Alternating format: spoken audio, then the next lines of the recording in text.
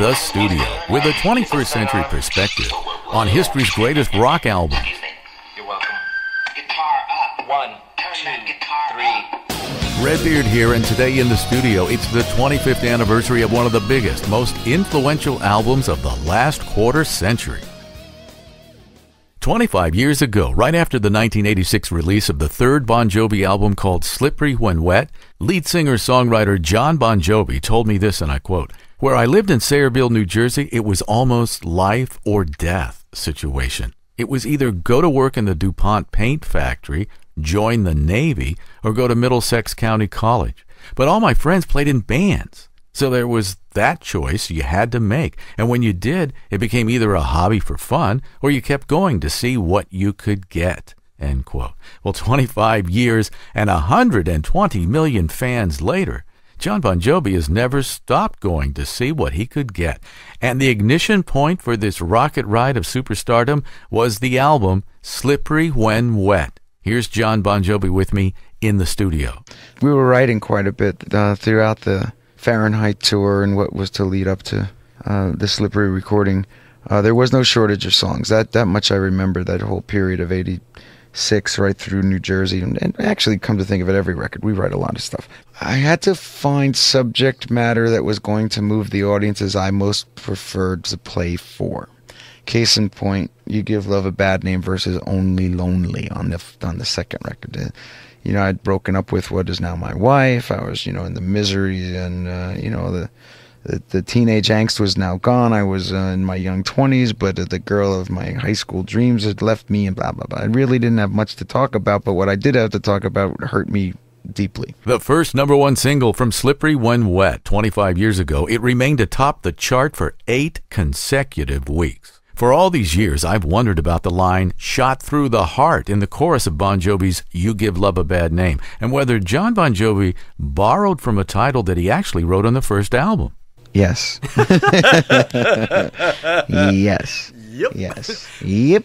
Steve Miller... I did. I'm guilty. Well, Yes. Steve Miller said if you're going to steal, you might as well steal from yourself. Yeah, that's right. Isn't that the truth? Or the other great quote was, "A good writer copies and a great writer steals."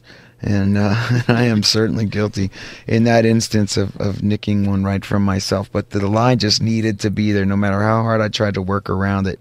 You just said, "God darn it, you got to go with that," And it's okay, because not as many people heard the first record as they did that third one. And bang, a shot through the heart, and you're to blame. I mean, You Give Love a Bad Name. As soon as that needle hit that record in 1986, our lives changed. The band Bon Jovi's 1984 debut contained the minor hit Runaway, and the follow-up album 7800 Fahrenheit in 1985 sold enough to earn a Gold Award. But even before that, a relatively young and inexperienced Jon Bon Jovi from Sayreville, New Jersey, had parlayed New York City radio airplay of his demo into a record deal. Now he needed a band, so he drafted boyhood friend David Brian Rashbaum, veteran Frankie and the Knockouts drummer Tico Torres, and bass player Alec John Such from club act Phantom's Opera. Surprisingly, one of the mainstays of the live music scene, guitarist Richie Sambora, was nowhere to be found. It's funny, I got this call to come out to Los Angeles to join a band called Kiss, to audition for a band, Kiss, And I was a guy that never left a stone unturned when it came to the music business. Anytime there was a gig or something, I'd go try. Whether it was, I don't care if it was classical music, I'd show up for a session, I don't care. Really? I'd give it a shot. Yeah, I don't care. Yeah. So I left, and then when I left, I ended up staying out there. I didn't get the gig, of course, with Kiss. And I didn't think I really, really wanted it anyway. It just wasn't my style of music. Nothing against those guys. That just wasn't my cup of tea. So I come back about a month later. Alex calls me up and says, "Hey, man, you should come see, I'm playing with this, Jon Bon Jovi band, and you should come see us." And I said, "Cool, I just got into town. Let me get back into circulation." And I went to see the band, and I thought they were very good, and I thought that Johnny had a lot of charisma, but I thought they were missing one thing, a guitar player. So I said, introduce me and let's see what happens. So I met Johnny. I said, "I'm Richie Sambora. I got some songs." I gave him my resume, and he kind of was like, yeah. Sure. I went, yeah, hell with you. All right, good. Give me a drink. Let me get out of here. What I mean? But Tico was in the band. Already? Alec was playing bass. Already? And Dave was, doing his thing. And I had known Tico from many of the session dates that we'd run into each other. Like, I'd play, milk commercials and stuff like that. Sure. So I'd run into him. And so I had a lot of respect for him. So about a week later, I guess the guy said, "Hey, man, he knows what he's doing. He's not like a kid, you know. I mean, he's a professional already. And I guess I was 23, almost 24. And so I got a call to come down and do a rehearsal. And I got there first before John, and the band was there. And I had the band so tight in about 10 minutes. He walked in. I said, well, so what are we doing?